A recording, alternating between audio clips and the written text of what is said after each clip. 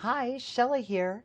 In this week's video, I want to try a fun deer collage in a little different palette that I normally use.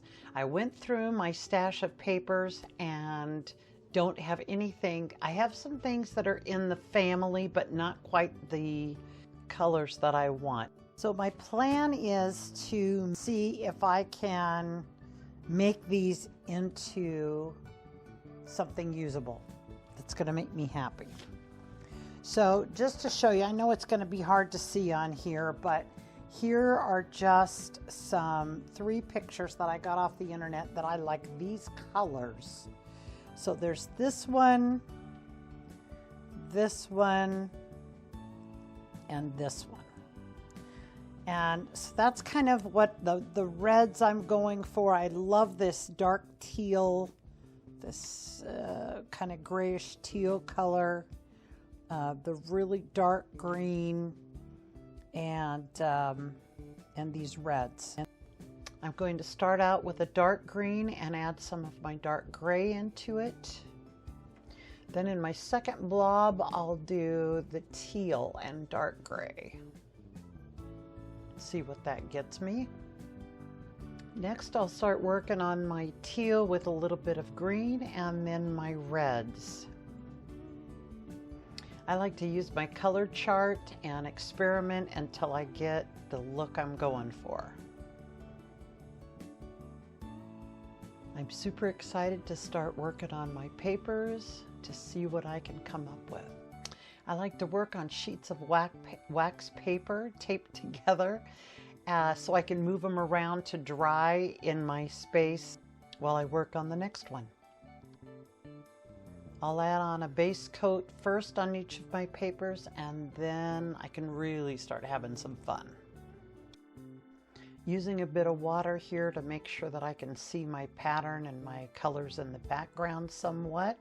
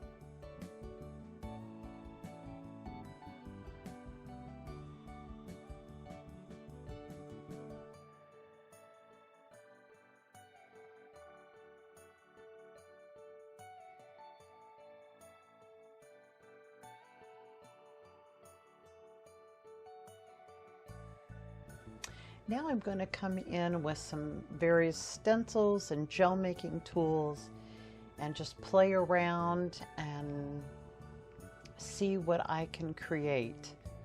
As you will see, I will not love all of these and I will not use all of these, but I have fun in the process, and that's what it's all about for me.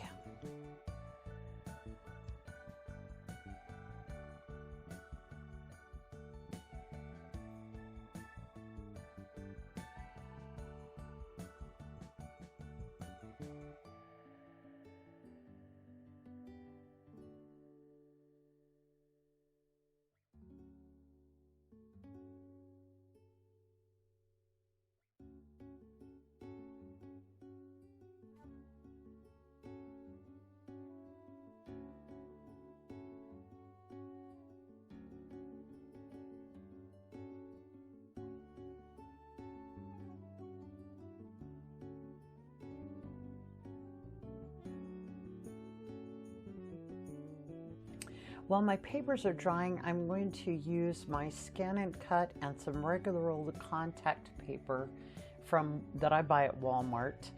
And what I like to do is just cut it down to size to fit my mat. I'm using my extra large because my journal that I handmade is 10.5 by 15.5. So I'm using my big mat to do this.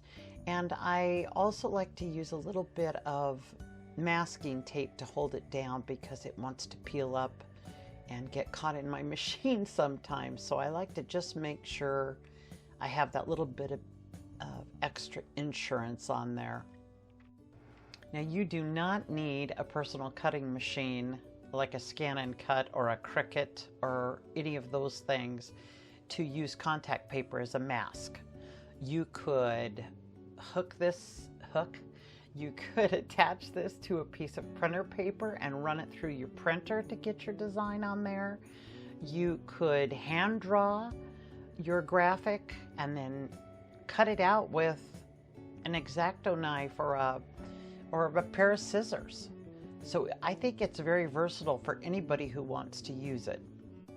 I'm trying to figure out what I'm going to do next. I think I want to trace my deer onto my page so that I can see, even though I'm going to collage the whole thing, the whole background, I want to make sure that the areas where I collage my deer are especially good. So I'm trying to figure out what I'm going to do. You can tell I've already made a run at it and wasn't happy with it. So I'm going to get a new piece of graphite paper and start again.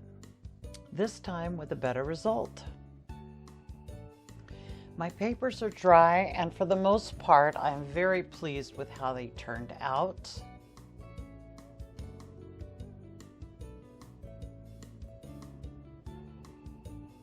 Really like that blue after all. I kind of wish I'd done a little bit more of the blue, but I do not like the tone of that green, so I'm going to take that out of the mix. I'll wind up using most of these greens.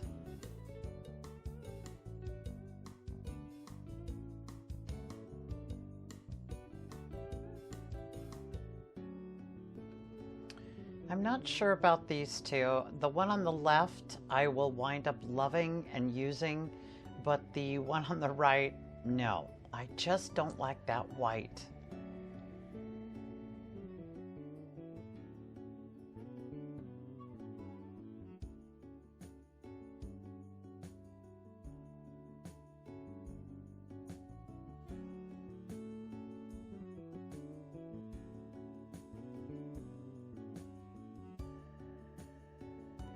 I've got 2 of these dictionary pages, but I will only use 1. I don't need 2. Okay, so I'm feeling good about what I've got so far. Now I'll quickly go through and tear a little pile of each one of my papers.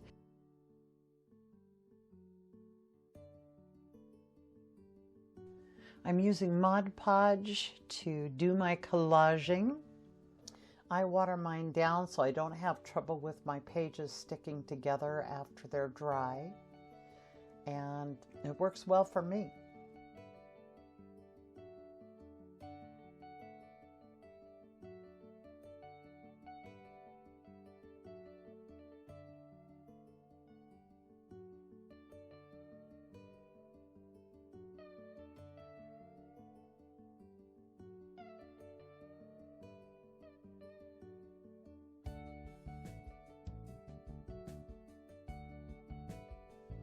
I start off going across the whole page and then realize I need to be focusing on my deer here so that I get the colors I want where I want, and then I can come and fill in. So that's what I do. I love these colors that I chose and how my papers turned out, but I wish that I had used, in hindsight, as often happens, I wish I had used less of the green, because as you'll see in the end, I love the color I used to do my overpainting, but I wish I'd used the brighter colors, more of the brighter colors on my deer and less of the green. Still pleased with how it turned out, but like I said, hindsight.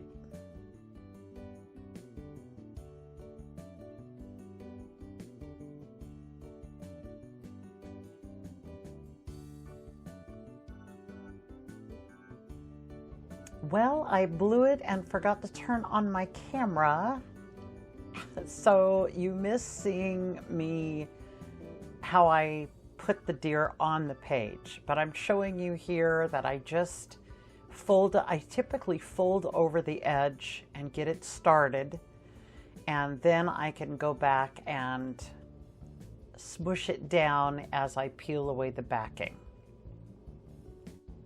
I've got out my texture paste and a stencil, and I'm just going to go all over the back of my page where I don't have the deer, where I'm not going to have the deer, and put that all over for some nice texture.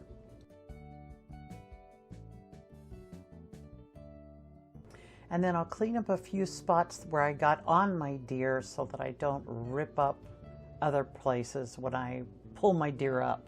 Does that make sense? I let my texture paste dry overnight, and now I'm just going through with my little flat-sided nippers and clipping off the highest of areas, and then I'll lightly use my sanding block all over. Once I brush all my dust away, I can start mixing my paints. I'm brushing and tapping as I go so that I make sure I get all into those grooves of that texture. Now I'm going to have quite a bit of cleanup here around my edges because my contact paper, I've got a layer of gesso on this journal that I made on the page to begin with, and then I've got my collage on top. So my contact paper is not completely flush, and so I do get some bleed under there. But that's not a big problem for me. It wipes away pretty easy with a baby wipe. Now I'm going in to touch up any white spots or places that I missed with my green to make sure everything's covered nicely. I take a scrap piece of paper and cut out an oval to figure out the size that I want my eye. And then voila, the eye is painted on because I forgot to turn the camera on again. Oh, anyways, I just used my dark gray for the eye and added a little bit of the teal in there, and then a little spot of my dark yellow to give it some life. Now I'm going to take my liner brush and just go around the entire edge to define it a little bit better with my dark gray. Next I put a quick coat of Mod Podge all over to make sure my surface is all the same. Then I like to tap all over with 2 baby wipes to make sure everything's all even. Well, that's my project. Thanks for joining me in this video, and I hope you'll join me in my next one. Bye for now.